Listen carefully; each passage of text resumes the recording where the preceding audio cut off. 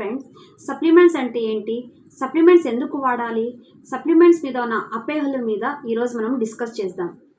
మన శరీరానికి రోజు కావాల్సిన vitamins, minerals, amino acids, fatty యాసిడ్స్తో కూడుకున్న వాటిని సప్లిమెంట్స్ అంటారు.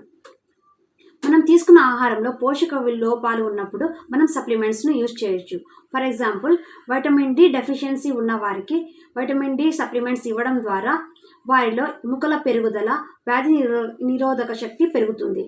అదేవిధంగా ప్రెగ్నెన్సీ లేడీస్కు ఫోలేట్, ఒమేగా 3 ఫ్యాటీ యాసిడ్స్ ఉన్న సప్లిమెంట్స్ ఇవ్వడం ద్వారా వారికి ఆరోగ్యకరమైన పిల్లలు పుడతారు.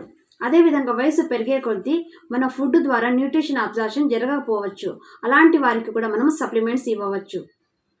కొన్ని రకాల మెడిసిన్స్ ఫుడ్లో ఉండే న్యూట్రిషన్ అబ్జార్ప్షన్ను అడ్డుకుంటాయి. అలాంటప్పుడు కూడా మనం సప్లిమెంట్స్ వాడవచ్చు. అదేవిధంగా కొంతమందికి డైజెస్టివ్ ఇష్యూస్ ఉంటాయి. అలాంటప్పుడు కూడా న్యూట్రిషన్ అబ్జార్ప్షన్ జరగదు. అలాంటప్పుడు కూడా మనము సప్లిమెంట్స్ ఇవ్వవచ్చు. అంతేకాకుండా సప్లిమెంట్స్లో యాంటీ ఇన్ఫ్లమేటరీ ప్రాపర్టీస్ ఉంటాయి. ఇవి ఇమ్యూన్ సిస్టమ్కు ఎంతగానో హెల్ప్ చేస్తాయి.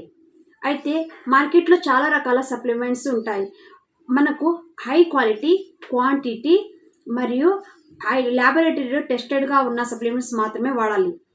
అయితే ఇవి ఎక్స్పెన్సివ్గా ఉంటాయి. మార్కెట్లో చీప్గా దొరికే సప్లిమెంట్స్లో మనకు కావాల్సిన లాభాలు లభించకపోవచ్చు. సో మనము సప్లిమెంట్స్తో పాటు ప్రాపర్ డైట్ యూజ్ చేసినప్పుడు మాత్రమే మనము ఆరోగ్యంగా ఉండవచ్చును.